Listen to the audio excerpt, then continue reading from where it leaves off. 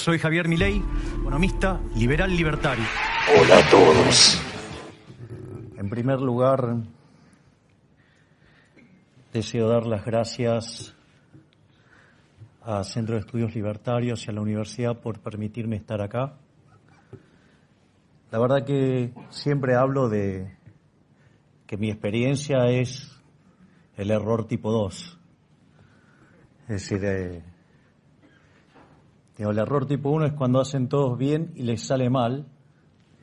Y yo soy un canto al error tipo 2. Y esto lo confirma. Porque la verdad que hice todo mal y esto no estaba ni planeado por mí.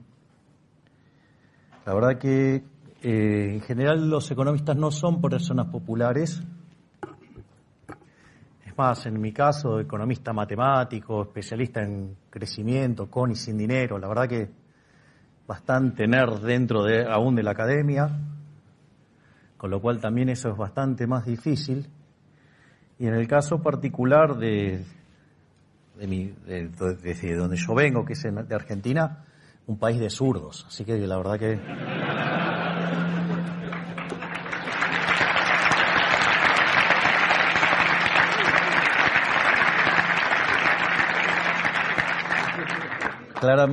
Claramente, si yo fuera chileno también aplaudiría y diría, por lo menos boludos, aprendan de la experiencia de estos idiotas que se están hundiendo de tanto rojo que están. Así es que, bien, entonces, básicamente la presentación que voy a dar, yo lo describo como una historia de amor, aunque no lo crean. En general creen que los economistas no tenemos corazón, es mentira. Es decir, sí lo tenemos, y si somos liberales, además tenemos mejor corazón que los zurdos.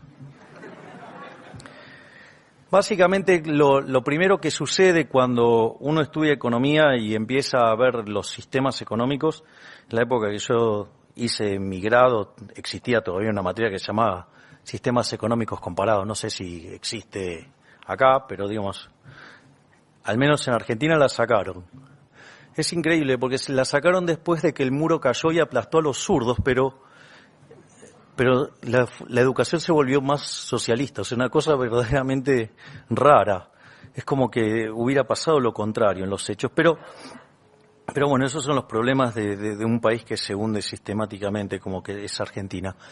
Pero el punto central es que lo primero que a uno lo impresiona y lo estremece es la potencia del capitalismo en generar productividad y asociado a ello, digamos, la caída de pobreza. O sea, eso es una historia muy fuerte, es muy estremecedora. O sea, ver los logros de la humanidad en los últimos 200 años, es decir, desde la llegada del capitalismo, que no es ni más ni menos que una revolución institucional, que la revolución, digamos, de la propiedad privada. Pero claro, cuando uno, digamos, empieza a trabajar sobre esa idea de la productividad y los logros, los socialistas se refugian en temas de lo que es la desigualdad. Dicen, no, bueno, pero el sistema es desigual, es profundamente desigual, genera desigualdades absolutamente intolerables.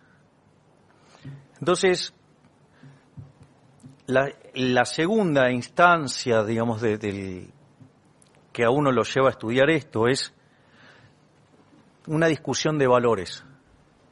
Es decir, ¿cuáles son los valores del socialismo y cuáles son los valores del capitalismo? Porque evidentemente si hay una cuestión en la cual, digamos, parecieran que los socialistas se han impuesto, es en imponer un criterio moral, un criterio ético, o sea, que están moralmente por encima de los resultados de lo que es el capitalismo. Y ciertamente los liberales en general han abandonado esa discusión porque es tan fuerte la evidencia empírica que es casi como decir no tiene sentido esta discusión a la luz de los hechos. Sin embargo, eso fue lo que le permitió al socialismo ir calando e ir contaminando la sangre de la sociedad. Entonces, la segunda parte de esta charla tiene que ver con los valores del capitalismo y que las personas de bien no podrían adherir al ideario socialista porque los valores que tienen que son verdaderamente inmundos. Declaran una cosa, pero en la realidad implican cuestiones verdaderamente aberrantes. Con lo cual, mi segunda etapa del enamoramiento con este sistema del libre mercado, de la libre empresa, ¿sí? En realidad es que además, en el plano de los valores, también es un sistema superior al socialismo. Y como si todo esto fuera poco, además somos superiores estéticamente. Por lo cual, digamos, la charla va, digamos, a transitar por estos carriles, que son las 3 etapas por las cuales yo me enamoré de las ideas de la libertad. Ustedes aquí tienen cómo ha evolucionado en los últimos 200 años las condiciones de pobreza extrema en el planeta Tierra. Si a veces en los debates que a mí me toca participar, que obviamente es una versión cuasi caricaturesca de mí mismo, pero es que el debate hay que ir y darlo. Es decir, aún a riesgo de ser caricaturizado. Y el punto central es que la condición natural del hombre fue la pobreza. O sea, a veces hay algunos que dicen, no, hay que explicar la pobreza. No, salame, no. Perdón, sería tonto el equivalente. Después hacemos las traducciones pertinentes. Entonces, lo que hay que, digamos, dicen, no, porque hay que explicar la pobreza. No, esa es la condición natural del hombre. O sea, que lo que hay que explicar es esta maravilla que es en los últimos 200 años cómo cayó estrepitosamente la pobreza. Piensen que para el año 1810 el mundo llegó a tener 1.000 millones de habitantes y las personas que vivían con el equivalente de menos de $1 diario eran el 95% de las personas. Es decir, la condición natural del hombre era la pobreza. Hoy ese número es menos del 5%. Es decir, esto en un mundo donde además hoy viven 7.250 millones de seres humanos. Y la contracara de esto es que hubo una explosión de productividad, digamos, verdaderamente impresionante. Y esto también es muy interesante. ¿Por qué? Porque cuando ustedes se encuentran con mentirosos como Piketty, que cocinan los números, cortan las series de modo intencionado para mostrar otras cosas, en realidad la contracara de esto es un mundo que crece fenomenalmente. Fíjense que ahí ustedes tienen que la evolución del PBI per cápita a lo largo de los últimos 2000 años. Esto está en un trabajo de Angus Maddison. Hay 2 libros de Maddison sobre estas cosas, uno que se llama Economía Milenaria y el otro que es del 0 al 2030. Y básicamente vean que la condición natural del hombre era la pobreza hasta que llegó el capitalismo. Y ahí se da una explosión fenomenal del PBI per cápita. Lo que ustedes tienen es que en esos 2000 años el PBI per cápita se multiplicó por 12,9 veces. Sin embargo, en los primeros 1800 años solo hubo un crecimiento del 40% y se concentró poco tiempo después del descubrimiento de América. Mientras que en los últimos 200 años lo que hubo fue una explosión de riqueza de casi 9 veces, un poco más. Eso también, digamos, para mí contar esta historia de la caída de la pobreza y esa forma de que evolucionó el PBI per cápita, eso fue lo que hizo que, por ejemplo, yo dejara de ser un neoclásico recalcitrante y me volviera austríaco. Porque, digamos, piensen que yo di clases de microeconomía por más de 20 años y lo interesante es que cuando uno estudia microeconomía o teoría de los precios, como quieran decirlo, es decir, los rendimientos crecientes están asociados a los monopolios y supuestamente son malos los monopolios. Entonces, ¿cómo uno podía explicar que algo que fuera malo, porque ahí tienen a las claras los rendimientos crecientes, porque ahí la población además se multiplicó por más de 7 veces en los últimos 200 años, ¿cómo puede ser que algo que es tan malo, según la teoría económica neoclásica, podía generar tanta caída de pobreza y tanto bienestar, ¿no?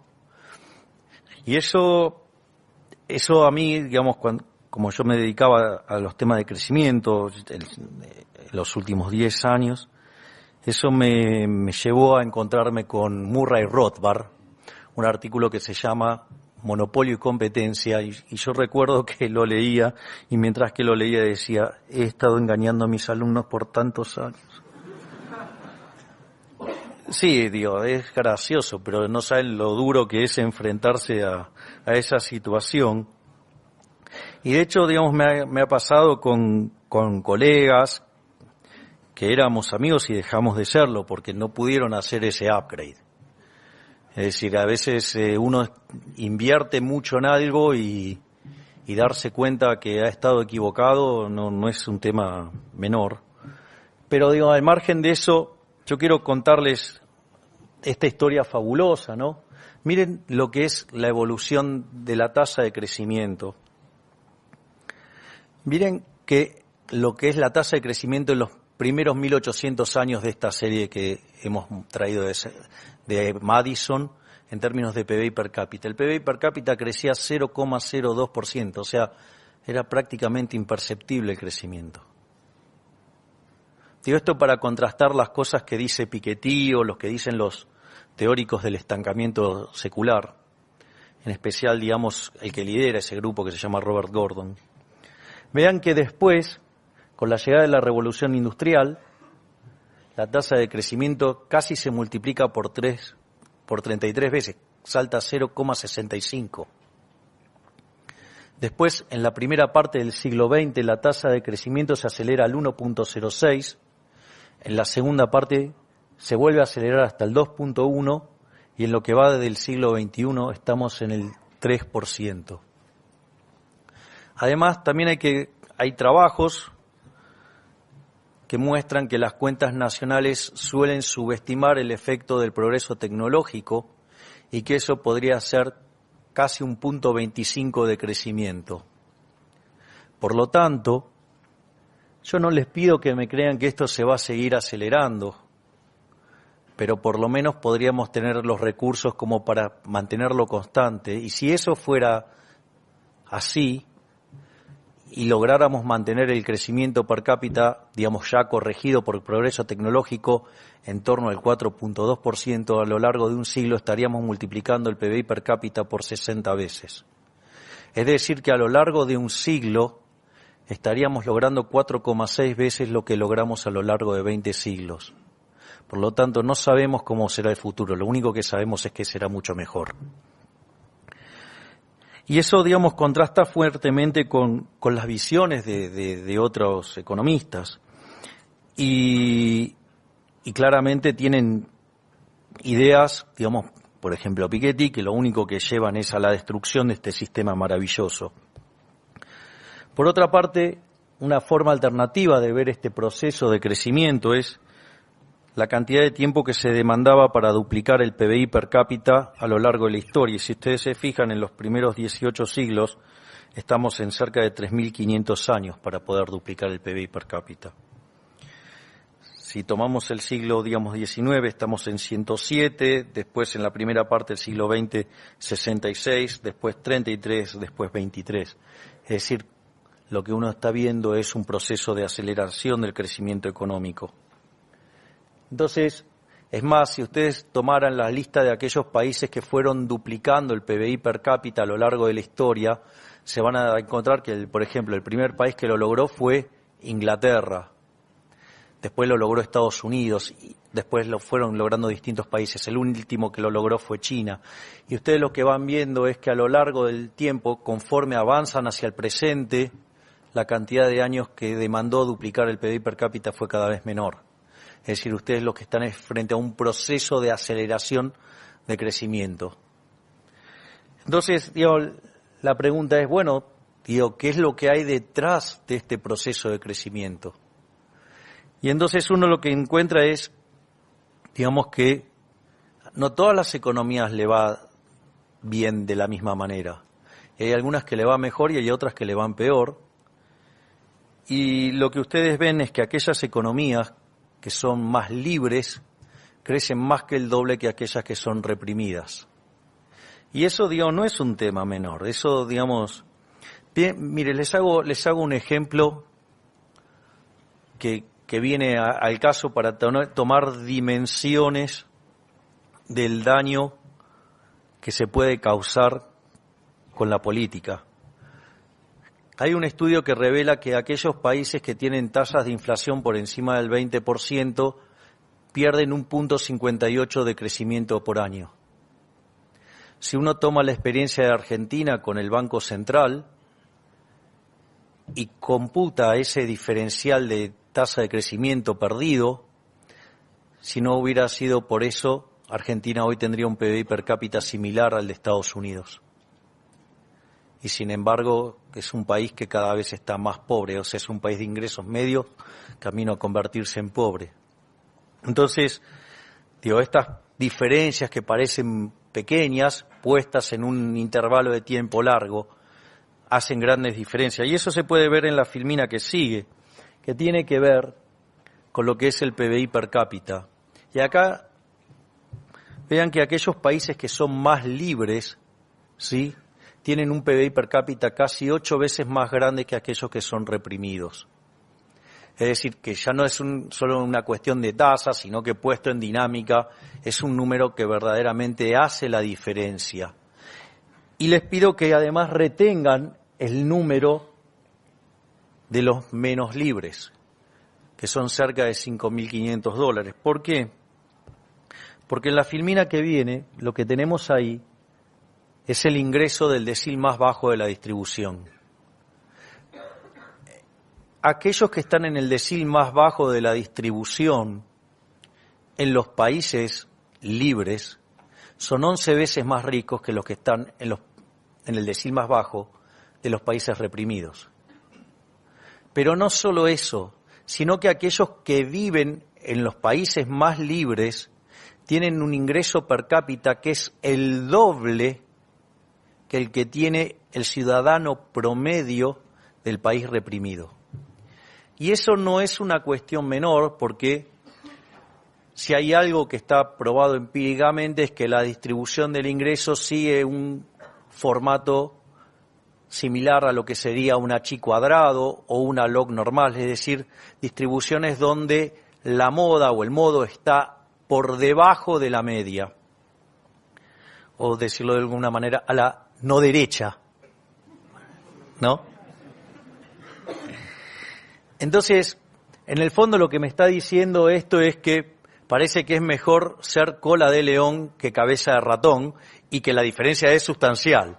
Es decir, aún los que están mal, ¿sí?, viven mucho mejor en un país libre que en un país reprimido. ¿Por qué? Porque dada ese formato de la distribución del ingreso, entre el 70 y el 80% de la población tiene un ingreso menor al ingreso medio.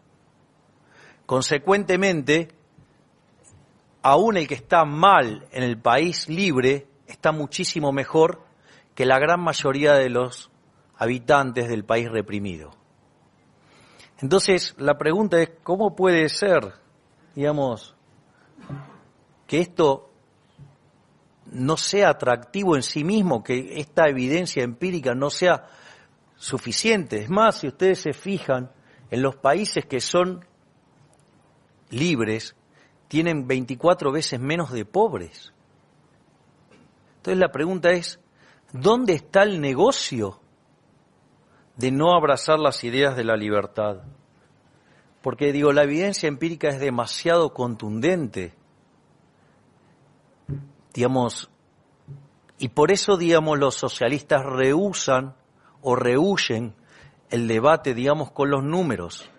¿Por qué? Porque los números son por demás contundentes.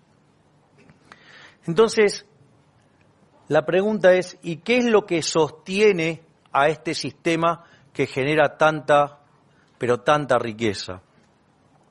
Y básicamente las instituciones del capitalismo son 5. Y digamos que son la propiedad privada, los mercados libres, la competencia, la división del trabajo y la cooperación social. claramente, digamos, si bien cada una de estas tiene entidad por sí mismas, algunas de ellas trabajan de manera conjunta. Por ejemplo, la propiedad privada trabaja con los mercados libres y, por ejemplo, la división de trabajo trabaja con la cooperación social. La propiedad privada tiene que ver con el hecho de que ustedes puedan disponer de los bienes. Es decir, que ustedes puedan arrogarse la propiedad, ser dueño de algo. Y esto, digamos, ¿qué tiene que ver con los mercados libres? Los mercados libres quiere decir que no va a haber intervención. Es decir, no hay intervención estatal, no hay acción violenta, coactiva por parte de un órgano rector interfiriendo en las transacciones. Es decir, básicamente lo que el capitalismo trabaja sobre la idea de los intercambios voluntarios. Y acá es donde estas dos instituciones trabajan de la mano. Ustedes tienen, cuando hay una transacción donde los intercambios son libres, aparecen, si ustedes quieren, por un lado los intercambios libres, o sea, intercambios voluntarios, y por otro lado aparece ¿qué? El dinero. Entonces una persona entrega un bien y a cambio recibe dinero. Eso lo que hace es marcar un precio. Es decir, es un registro histórico de una transacción, que es el precio. Y eso se vuelve una señal, y esa señal se transmite al resto del sistema. Y con esa señal, los agentes empiezan a tomar decisiones. Algunos van a decidir vender, otros van a decidir comprar. Y como en ese proceso de descubrimiento seguramente no va a haber plena coincidencia al inicio, ¿qué va a hacer? Se van a empezar a descubrir nuevas oportunidades y se va a dar lugar a ¿qué? A ajustes. Así es como funciona el sistema de mercado. Entonces, se hace la transacción, se genera un registro histórico llamado precio, eso transmite información al sistema, los agentes toman esa información, toman decisiones con eso, y cuando la oferta y la demanda no coinciden, eso genera ajustes. Así es como funciona. Entonces, vean que ahí hay varios elementos sobre los que estas dos instituciones son muy importantes. Porque si ustedes no fueran dueños del bien que están vendiendo, ustedes no lo valoran lo correcto y lo estarían entregando de manera incorrecta. Es decir, seguramente yo estaría dispuesto a vender los zapatos de él a un precio, digamos, mucho más barato que lo haría él. ¿Por qué? Básicamente porque él sabe lo que le costó hacerse esos zapatos. Entonces, digamos, no lo entregaría en un intercambio así porque sí, ¿no? Entonces, sin propiedad, y ahí es donde, digamos, o sea, se desmorona el socialismo. O sea, si ustedes no son dueños de la cosa, no se pueden generar precios. Al no generarse precio, no se puede hacer cálculo económico. Y como ustedes no generaron precio, las señales no fluyen hacia el sistema.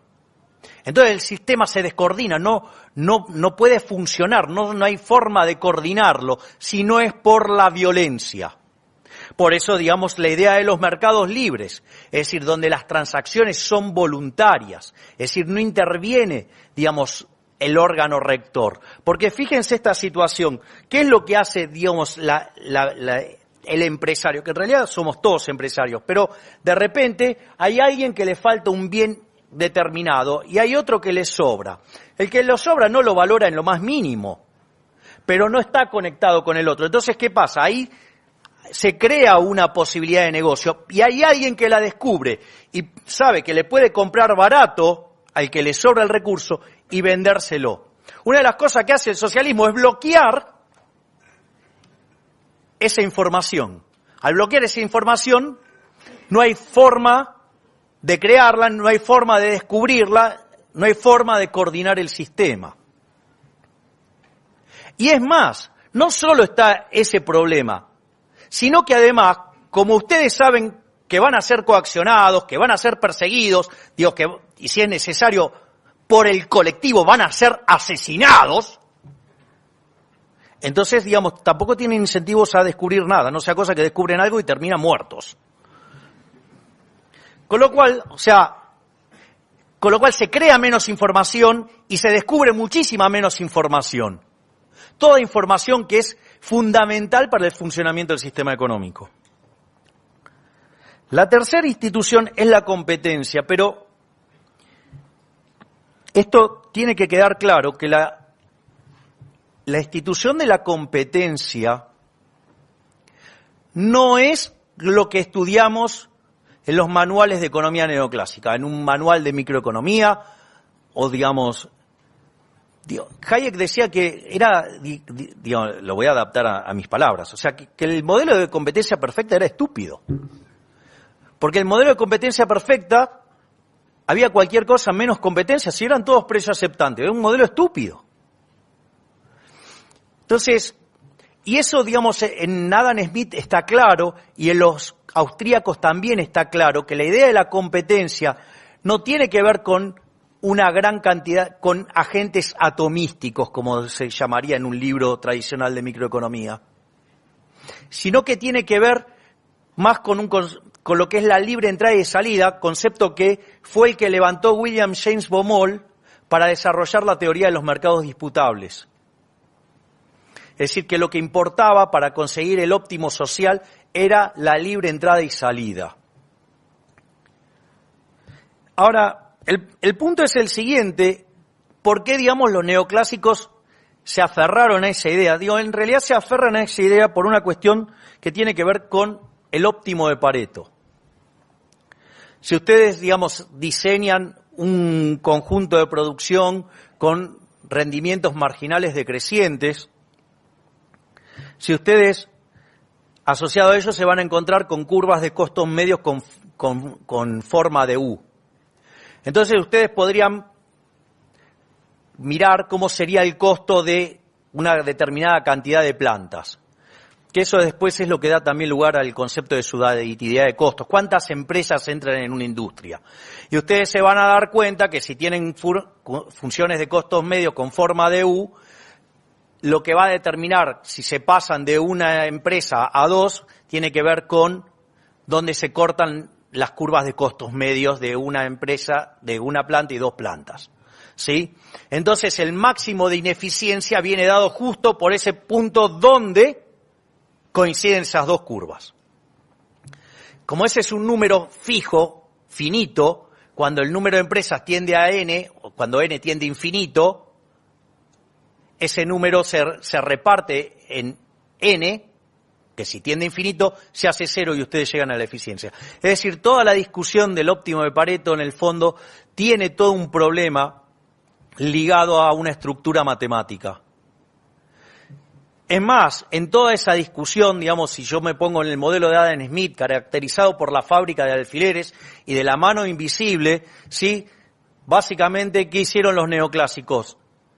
Tiraron por la borda la idea de la fábrica de alfileres, es decir, los rendimientos crecientes, y se quedaron, digamos, con la idea de la mano invisible, pero en la versión Pareto, lo cual es una aberración. Y ya que estoy de paso lo explico. ¿Por qué considero que el óptimo de Pareto es una aberración? Para aquellos que no estén informados, los cuento. O sea, supongamos que ustedes tienen una situación donde la economía está en un determinado punto. Si ustedes pueden hacer una mejora sin perjudicar a alguien, eso se va a llamar una mejora paretiana, es decir, no estaban en el óptimo. Cuando esas posibilidades de mejora se agotan, ustedes están justamente en el óptimo de Pareto, es decir, no pueden mejorar a alguien sin empeorar a otro. Básicamente sería esa la idea. Entonces, veamos por qué esta idea es aberrante. Les hago una pregunta. ¿Ustedes qué creen que pasó con los fabricantes de velas el día que Edison inventó la lamparita? Si hubieran podido, le llenaban el traste de patadas de patadas. O sea, digamos, se hubiera estado 50 años por lo menos sin poder sentarse. Sin embargo, digamos, todos usamos la luz eléctrica. ¿Sí? Pero ahora voy a poner un ejemplo todavía un poquitito más violento. Así, digamos, nos vamos entrando en calor. Ajá, tienen ganas. Supongamos lo siguiente.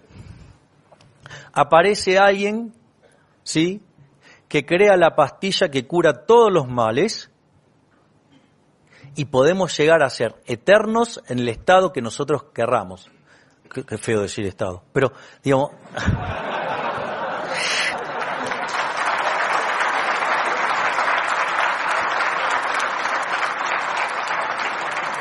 Podemos elegir en qué edad vivir y eternamente jóvenes y todo así.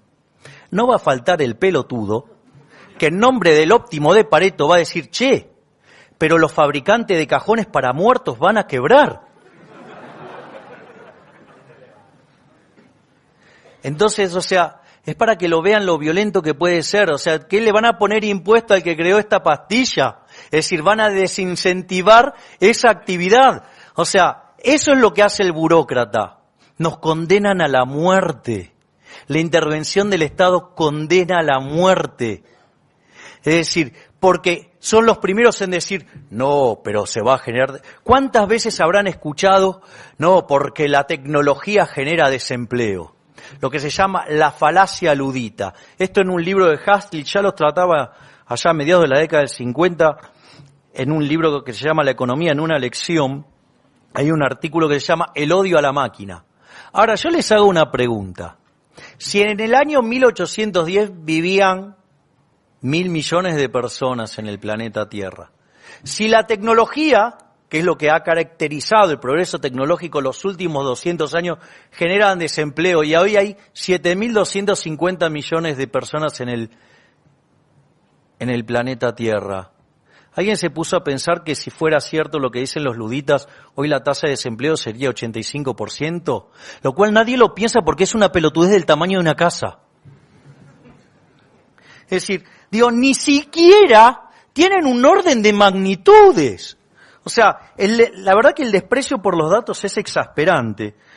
Dicen que aquellos que han tenido la posibilidad de conocer a Milton Friedman, dicen que cuando iban los estudiantes de otros países, o sea, dice que los volvía loco con los datos. O sea, decía, ¿usted de dónde es? ¿De tal lugar? Ah, ¿sí? Bueno, entonces dígame cuánto es la inflación en su lugar. Le empezaba a preguntar todo, le decía, ¿y de dónde sacó los datos?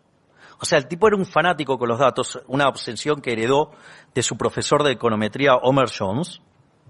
Entonces siempre, primero los datos. O sea, antes de hacer alguna referencia como esa, por favor, digamos, uno tiene que chequear los datos. Pero claro, en el mundo romántico socialista los datos no cuentan. En el de los keynesianos tampoco.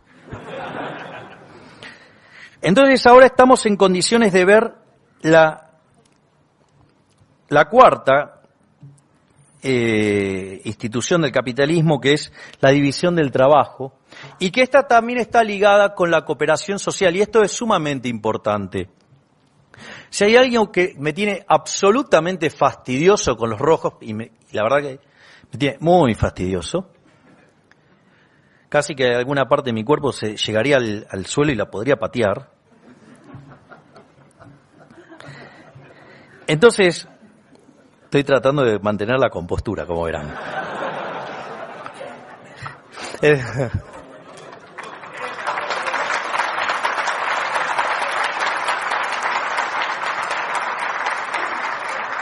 Entre el español neutro y mis slangs estoy acorralado casi, pero voy a pensar que es el Estado, con lo cual me voy a escapar. Con lo cual, no por ustedes, Entonces, ¿cuál es el punto? El punto radica, fíjense que sistemáticamente los socialistas nos acusan, ¿sí?, dicen algo así como la teoría del derrame. Entonces, la primera pregunta que yo siempre les hago, ok, ustedes dicen que los liberales abogamos por la teoría del derrame, les pido que me den, por favor, una cita textual donde los pensadores liberales hablen de teoría del derrame. O sea, ¿a ustedes se les ocurrió la estupidez esa de pensar que, por ejemplo, Steve Jobs o, no sé, Bill Gates sean un derrame de IBM? Es una estupidez. A las empresas que les va bien, justamente les va bien porque no se les derrama nada. Es decir, con lo cual, digamos, o sea, ¿cómo vamos a hacer algo en contra de la esencia de lo propio que defendemos? Eso es para ellos. Entonces, ¿cuál es el punto? El punto es comprender estas dos instituciones, que es la división del trabajo y la cooperación social. La división del trabajo, esto ya estaba en Adam Smith. Entonces, esto, por ejemplo, yo no sé, digamos, si estos debates ustedes los tienen, del lado de los Nerdental sí está. Que es, por ejemplo, cerrar la economía, ¿no? Entonces uno dice, bueno, cerrar la economía es bueno. Entonces, bueno, cerramos la economía en Argentina. Bueno, pero la verdad que si es bueno, lo cerramos en Buenos Aires. La verdad que si es tan bueno, lo cerramos, no sé, en la capital federal. Si es tan bueno, lo cerramos en Palermo, que es el barrio donde yo trabajo. Digo, y si es tan bueno, la verdad, si es tan bueno, con ese argumento me encierro yo solo. Entonces sucede que ahora, digamos, me tengo que ocupar de hacer mis zapatos, mis pantalones, mis camisas, mis corbatas. O sea, voy a tener una vida de mierda. Entonces, digo, la división del trabajo tiene que ver con eso, ¿no? Digo, que uno se va especializando. Entonces, si él es bueno produciendo zapatos y yo soy bueno produciendo alimentos, vamos a descubrir que él puede hacer mejores zapatos. O sea, hoy vos sos el dueño de la zapatería. ¿Cómo te llamas? Nico, el zapatero. Entonces, digamos, vos te vas a dedicar a producir zapatos, yo me voy a dedicar a producir alimentos y vamos a tener alimentos de mejor calidad y zapatos de mejor calidad los dos. Imagínense, digamos, aparte, fíjense lo fabuloso de todo esto. Lo mejor, porque ¿cuál es otra crítica que nos hacen los socialistas?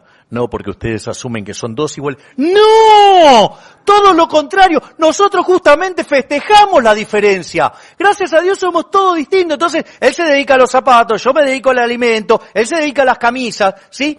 Y así, digamos, la gran diversidad produce mayores cantidades de bienes de mejor calidad en el cual todos nos beneficiamos. ¿Sí? Es más, esto genera un proceso de cooperación social, porque yo lo podría odiar a Nico. Pero ¿sabes cuál es el problema? Que voy a empezar a caminar y me voy a pinchar los pies. Y la voy a pasar bastante mal. Con lo cual, lo que voy a tratar es de seducir a Nico para que compre mis alimentos y yo pueda hacerme ¿de qué? De los zapatos. Es decir, el mercado es un proceso de cooperación social. Ustedes solamente van a ser exitosos en tanto y en cuanto logren servir al prójimo con bienes de mejor calidad a un mejor precio. Es decir, el tipo que es exitoso en el capitalismo es un benefactor social. Es decir, lejos de ser cuestionado, deberían pasearlo en andas. O sea, si un tipo tiene una fortuna enorme, a ese tipo deberían pasearlo en andas como el héroe de la sociedad. Es el campeón de los benefactores. Y sin embargo los persiguen. Allá en Argentina dice, algo habrá hecho. Claro, pero es obvio que, digamos, lo piensan así, porque dicen que el ladrón crea a todo el mundo en su misma condición.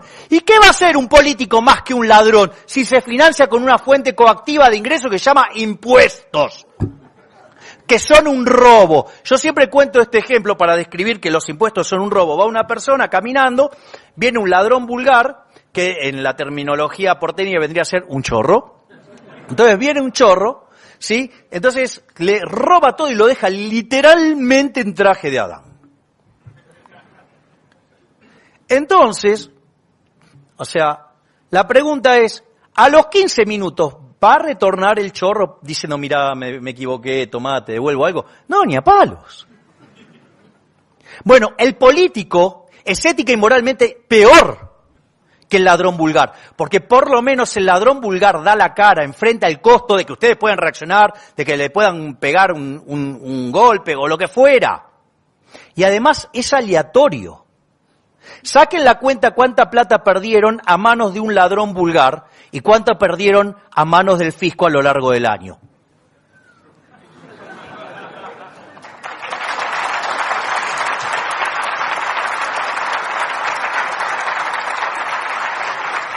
Si esa gente, entonces, se financia robando, es lógico que va a pensar que a todo el que le va bien, está robando.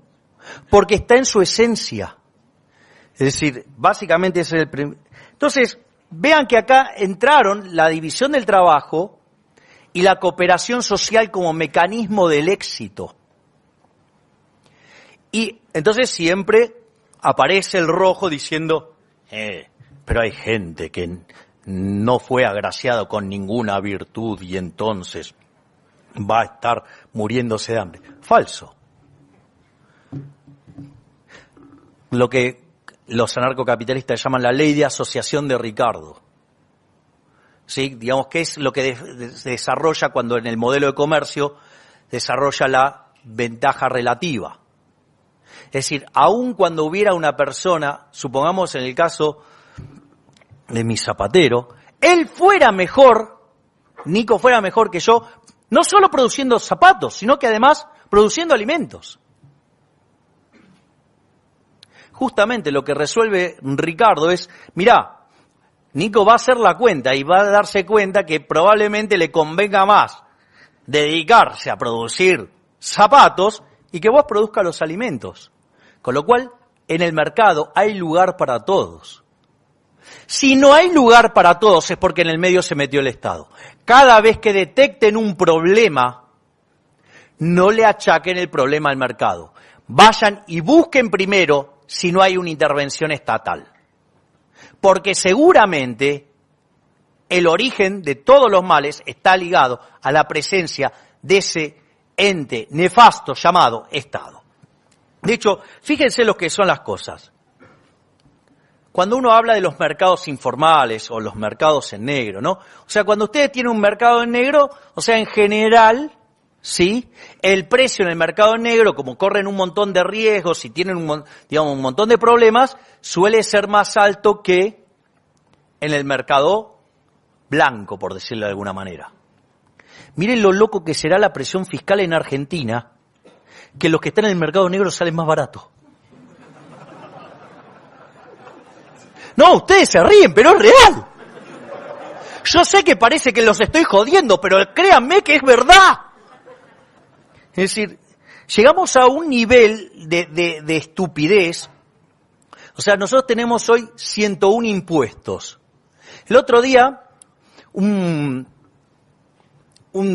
diputado, casi en la categoría de subnormal, está, en una batalla, siempre agrediendo a los liberales, porque claro, les molestamos. No era Kicillof, era el estúpido de Fermín Iglesias. Entonces, él tiene toda una cruzada contra los liberalotes, o sea, nos pone mote, nos trata de estigmatizar. O sea, usa los recursos del Estado para perseguirnos. Una belleza. No, el jefe de gabinete hace lo mismo, porque, mandó a uno de los que está en el Ministerio de Economía, escribió una nota agrediendo a un colega mío, conocido liberal, como que se llama José Luis Espert, y el jefe de gabinete se lo festejó. O sea, una cosa de loca. O sea, un funcionario persigue a un ciudadano de a pie y el jefe de gabinete se lo festeja. Ese es el estado de situación de Argentina hoy. Pero lo importante es que en el mercado hay lugar para todos. Es decir, el problema es el Estado. O sea, cuando ustedes encuentran algo que anda mal es porque se metió el Estado en el medio. O sea, siempre tienen que buscar ahí, no al revés. Y les puedo asegurar que se van a sorprender la cantidad de veces que esto funciona a la perfección. Entonces, acá ya tenemos lo que son las instituciones del capitalismo. Pero siempre vienen los rojos con los nórdicos. Y dale con los nórdicos.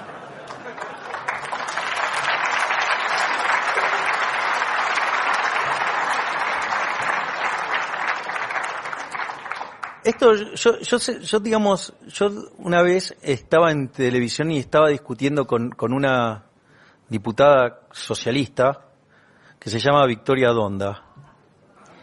Y entonces, lo interesante es que se me pone a hablar de los nórdicos. Entonces le digo, seguro que te encanta el caso de Suecia, ¿no? Sí, claro.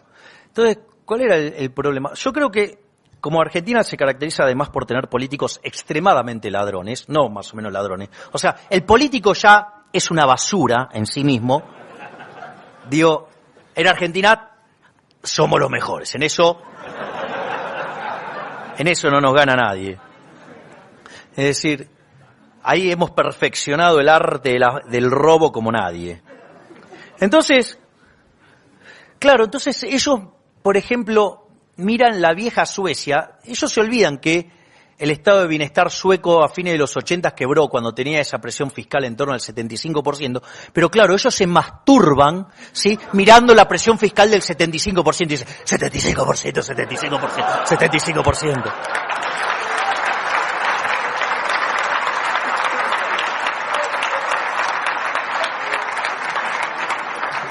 Entonces nunca se enteraron que como quebraron, empezaron a hacer reformas pro mercado y hoy, por ejemplo, la presión fiscal en Suecia es 40%. La presión fiscal para el que está en blanco en Argentina es 70%. Digo, para que se den más o menos una idea. Digo, aparte de los 101 impuestos, tenemos 69.000 regulaciones. Es más, yo siempre cuento el caso de un amigo mío que tiene un frigorífico. Entonces, por ejemplo, él me contaba que, por ejemplo, en la época que existía el muro de la vergüenza, para pasar de la Alemania capitalista a la oscura, había que tener 4 permisos. Y él tiene que, para pasar 7 cuadras, o sea, 700 metros, desde la capital federal a donde tiene el frigorífico, a la provincia de Buenos Aires, necesita 22. 22. O sea, esos son todos kioscos. Y hasta ahora la anécdota esta quedaba hasta acá. Pero ahora tengo una parte nueva de la anécdota que es fabulosa. Sucede que uno de los choferes que hacen estos traslados de los alimentos es robado. ¿Qué es lo que hizo el chofer? Se abrazó a la carpeta. Es decir, se abrazó a la carpeta con los permisos. Es decir, no le importó que se llevaran el camión, el contenido, nada. Se abrazó a la carpeta. ¿Por qué?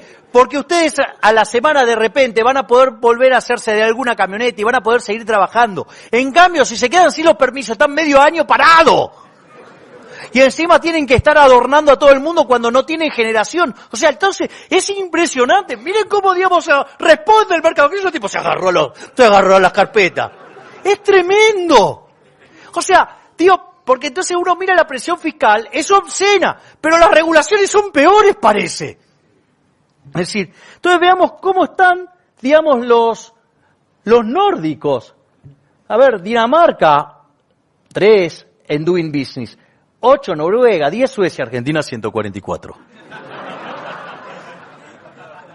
Victoria Donda, LTA, te diría Maradona. Con un previo de...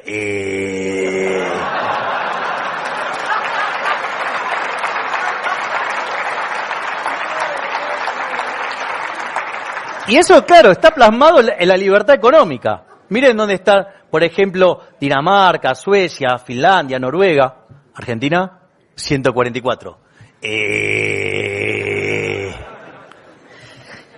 No solo eso. No, porque cuando ustedes hablan, por ejemplo, de las regulaciones del mercado laboral, o sea, en ningún lugar del mundo existe el delirio que existe en Argentina en el mercado laboral. Con ese verso de los derechos, cada 100 pesos que recibe un empleado en el bolsillo, el empleador paga 165. Los desafíos que encuentre en un país que castigue tanto al trabajo como Argentina. Somos los campeones de la justicia social y castigamos a los trabajadores. Una cosa es bastante interesante el caso argentino. O sea, bueno, contradicciones, no me vuelvo en 3 años, o sea, sí me pongo a contar. Pero, entonces, ahí el punto es, y de vuelta, y dale con los nórdicos, ¿no? ¿Dónde está? No tienen regulación, no hay indemnización en Noruega, en Dinamarca, en Suecia, Finlandia. ¿Se dan cuenta? Es todo un verso. Los nórdicos, o sea, salieron de la situación que estaban porque empezaron a girar hacia el mercado. Es más, yo una de las cosas que le planteé a esta señora, porque Dios está casada ahora, le dije, es más, si vos llegaras a saber cómo funciona la educación, te vas corriendo. ¿Por qué? Porque funciona con vouchers. Claro, pero en Argentina la idea... El otro día mi socio Giacomini publica un tuit sobre los vouchers. Y hay uno que le dice, mira, no sé lo que es, no sé cómo funciona, pero estoy en contra.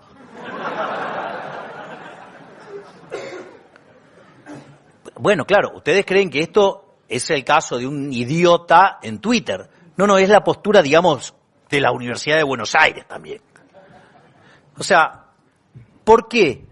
Porque las universidades en Argentina se convirtieron en centros de adoctrinamiento marxistas.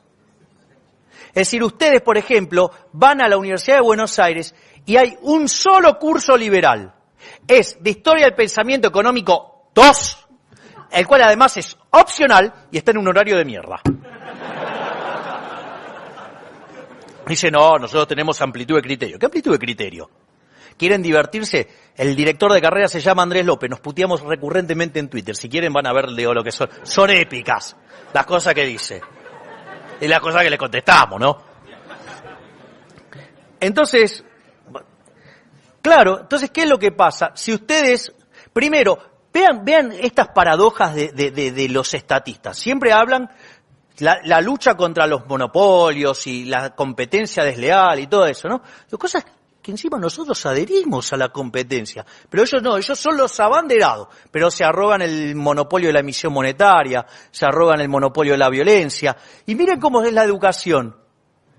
Digo, si tengo una que no hay matrícula, digo, no hay cuota, está compitiendo deslealmente, porque no hay tal cosa como un almuerzo gratis, no hay nada gratis, es decir, esa educación que creen que es gratis, alguien la está pagando, que son casualmente los que se quedan afuera. Pero si por alguna casualidad una persona que no dispone de recursos y quiere estudiar y hace el esfuerzo, queda condenado a ser adoctrinado en un sistema que adora la religión del Estado.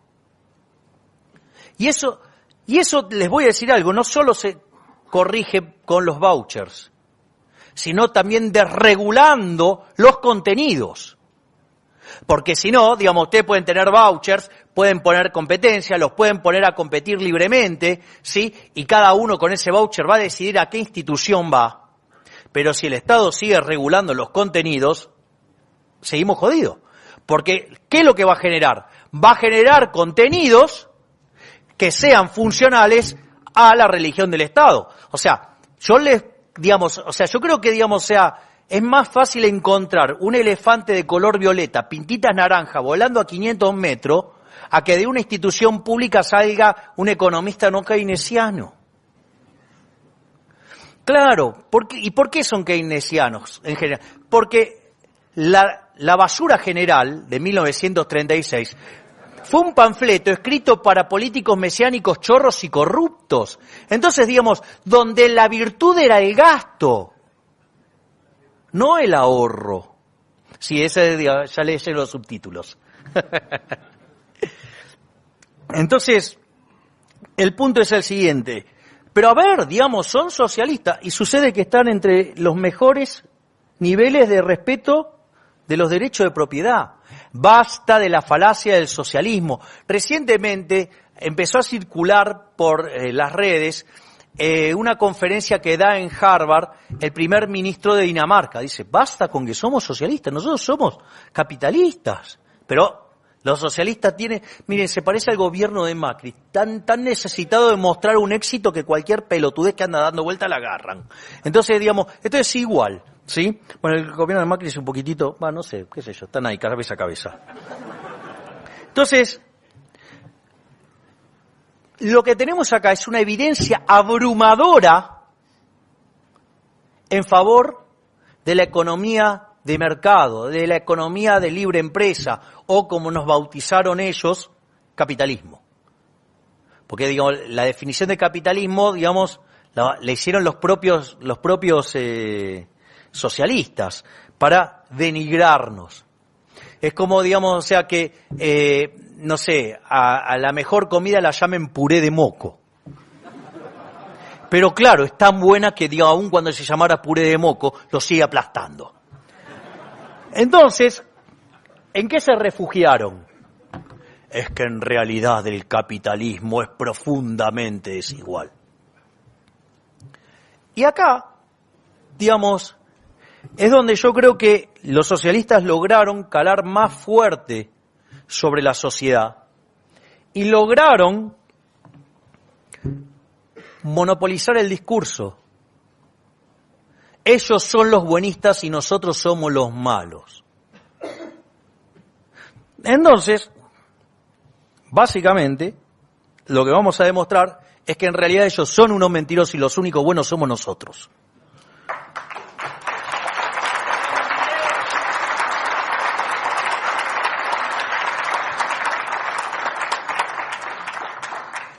Lo primero que hay que entender es de dónde sale toda la cuestión esta de la explotación, de la desigualdad. ¿Dónde está el origen? ¿Dónde está el origen? Hay que encontrar el origen. Y el origen es el problema de la teoría del valor, que es la teoría del valor trabajo. O sea, porque ustedes para poder discutir estos temas tienen que comprender la teoría de la distribución. Pero para llegar a una buena teoría de la distribución tienen que tener primero una buena teoría del valor. Y el problema radica en que si tienen una mala teoría del valor, tienen problemas. Entonces, el problema que tienen los socialistas es que no tienen una buena teoría del valor, porque trabajan justamente sobre la teoría del valor trabajo.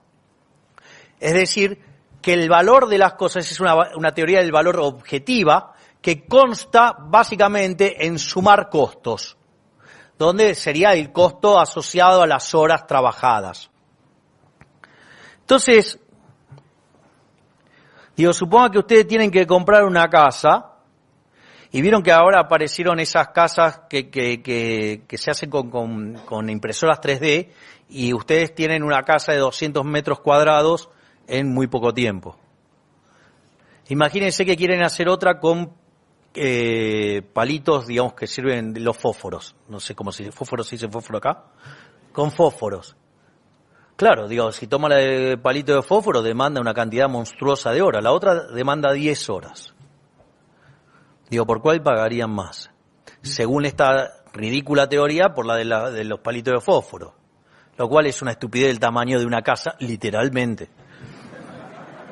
Pero al margen de eso, les propongo que vean las cosas que se están haciendo con las impresoras 3D, las casas que hacen, o sea, que son verdaderamente espectaculares. Yo esto siempre lo suelo contar, lo hago con un ejemplo que es, suponga que yo llego a un lugar y veo que en esa sociedad no hay vino. Entonces digo, no hay vino, mirá lo que acabo de descubrir. Entonces, ¿qué hago? Me compro la uva, me compro la botella, me compro el corcho, me compro la etiqueta, y como estoy yo solo, entonces le cargo un bruto margen, y vengo acá con la botella al bruto margen. Le pido que ahora sean educados, ordenados y de a uno. Supongamos que estamos en una sociedad de abstemios. ¿Qué puedo hacer con las botellas de vino? Allá está feliz el productor de vaselina.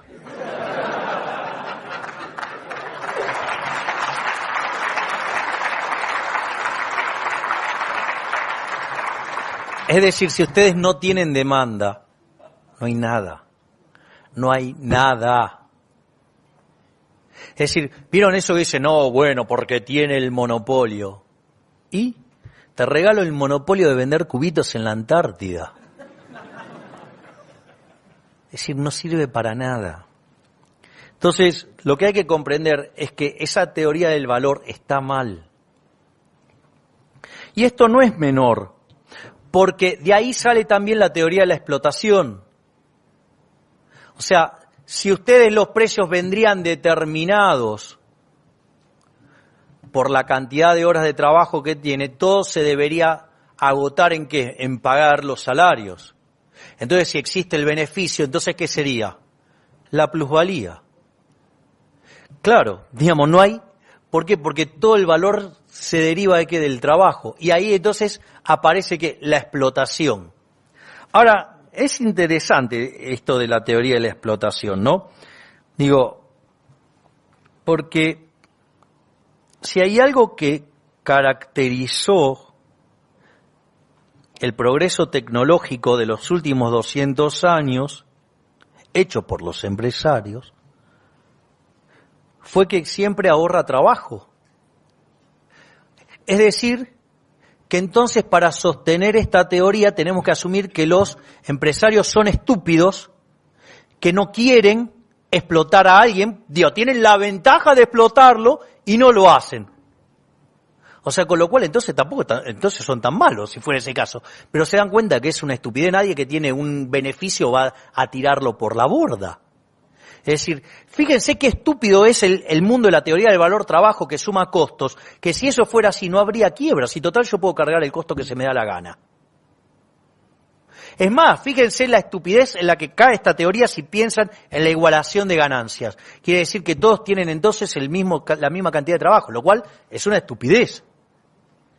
Es decir, si hay algo que caracteriza, digamos, los distintos sectores es justamente que tienen distinta relación técnica de capital-trabajo. Por ende, ¿de qué estamos hablando? Estamos hablando de algo que verdaderamente es una estupidez. O sea, no solo que les va mal, sino que además teóricamente es patético. Y va en contra de los hechos, se va en contra de la naturaleza humana. Bueno, nada más violento y salvaje que querer la igualdad de todas las personas cuando somos naturalmente distintos. Imagínense, digamos, yo llamo a los socialistas el club de los penes cortos. Es decir, ¿quién va a clamar por el pene promedio? El que la tiene chiquita. Es decir, el que la tiene grande no va a pedir amputación.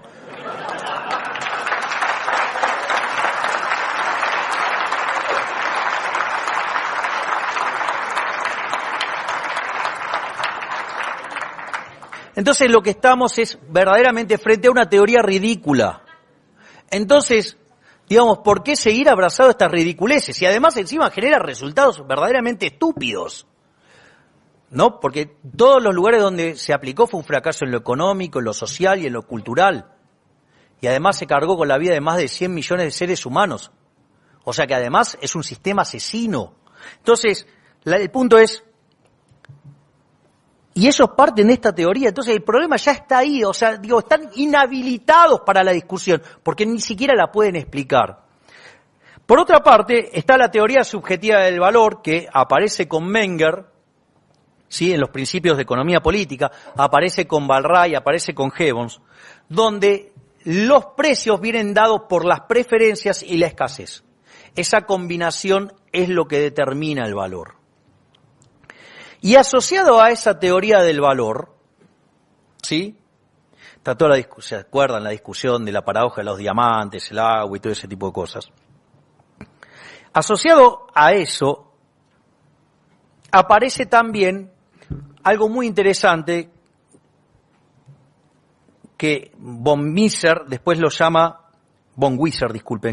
lo llama el principio de imputación de Menger, que está en el libro de Menger que acabo de mencionar, que son los precios los que determinan los costos y no los costos los que determinan los precios. Digo, el ejemplo del vino viene bárbaro para esto. ¿Y por qué es importante esto? Porque eso es lo que determina la remuneración de los factores. Y la remuneración de los factores viene determinado por lo que se llama, supongan, el trabajo. El trabajo viene determinado por el valor del producto marginal del trabajo. ¿Qué es el valor del producto marginal del trabajo? Es el producto marginal del trabajo, que está ligado a la productividad, que es cuánto puede producir una unidad adicional de trabajo, y el valor quiere decir que está multiplicado por el precio. Es decir, que la retribución de los factores entra las preferencias, la escasez y la productividad. O sea que si ustedes logran meter un producto que es un gol de mitad de cancha y además son productivos, se llenan de guita. Es decir, nuevamente, aquel que logra servir al prójimo, conviene de mejor calidad o mejor precio, se llena. Entonces ahí le aparece un Bill Gates, le aparece un Steve Jobs, ¿sí? Que no son derrames de IBM, claramente. Entonces, y eso es lo que determina la remuneración de los factores. Por lo tanto, la distribución del ingreso tiene que ver justamente con la forma en la cual ustedes logran satisfacer al prójimo con los productos que ustedes venden y su productividad. Entonces, básicamente eso es la distribución del ingreso. Por ende, cuando estamos hablando de redistribuir el ingreso, porque a alguien se le ocurrió mirar un número y considerar que eso era injusto, lo que hay que entender es que eso es un acto violento. La redistribución es distribuir lo que originalmente distribuyó el mercado voluntariamente. Acá lo que cuenta no es, digamos, esa foto que mira alguien, sino lo que cuenta es el proceso que lo generó. Entonces, si los intercambios que tuvieron lugar fueron todos voluntarios, cada uno obtuvo lo que quería, no hay nada más que hacer. Por eso yo siempre suelo contar el caso, digamos, esto también lo suelo poner con un ejemplo.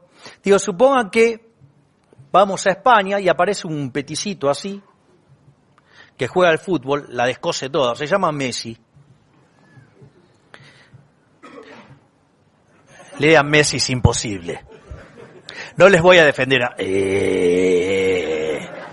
pero a Messi sí. Entonces ahí el punto es el siguiente. Todos se dan cuenta que si lo tienen a Messi van a ganar todo.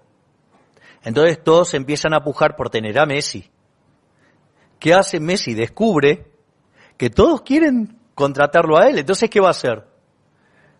Va a ir con el que le pague más. Y de hecho, él hace una propuesta y dice, yo quiero el que me pague el equivalente a las ventas de entradas del mes. Entonces, es el equivalente de 2 estadios. Con lo cual, digamos, tiene que haber algún conjunto de hinchas que estén dispuestos a pagar el doble por la entrada. ¿Para qué? Para tenerlo a Messi. Existen, se llaman catalanes y se lo llevan al Barcelona. Empieza la liga, el Barcelona le pega un baile a todos, pero morboso, o sea, todo tremendo. Los gastan a todos, o sea, a los de Madrid le pasan el trapo de ida, de vuelta. Es decir, a punto tal que efectivamente termina saliendo campeón el Barcelona. Es más, los catalanes van y festejan en menos que paños menores en Madrid, delante de los madrilistas, todo, o sea, una fiesta verdaderamente dantesca. Pero termina eso y genera una distribución. Entonces aparece Messi, profundamente rico. Después vienen los directivos y jugadores del Barcelona. Después vienen todos los españoles, salvo los catalanes, y por último los catalanes. Pregunta, ¿alguien podría decir que esa distribución del ingreso es injusta? Si todos los intercambios fueron voluntarios, si cada uno consiguió lo que estaba buscando, ¿quién carajo es un tipo para venir a decir, no, porque esta sociedad es profundamente injusta, porque Messi gana X veces más que lo que gana el de abajo? ¿Acaso los que están abajo, digamos, no consiguieron lo que querían, que fue, digamos, disfrutar al Barcelona campeón, digamos, y reírse de los madrilistas en la cara y todo eso? ¿Qué culpa tenemos de que las cuentas nacionales no puedan capturar eso? Es decir, es un problema de percepción, o sea, ¿quién le dijo, digamos, que eso es injusto? ¿Quién te dio la potestad para decir que sos el dueño del dedo que determina que eso es injusto? ¿Quién sos? ¡Dios! Entonces, digo, porque ese es el problema de los socialistas, la fatal arrogancia de la que hablaba Hayek. Ahora vamos a otra sociedad. Supongan que tomo un colectivo, un bus, un transporte público. ¿Cómo se llama, Bachelet? Un micro. La micro. Ok, y cómo se y voy y subo a la micro con Michelle Bachelet.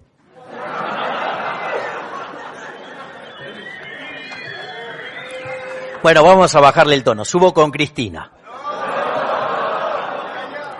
Cuidado donde baja, tengan los bolsillos atrapados.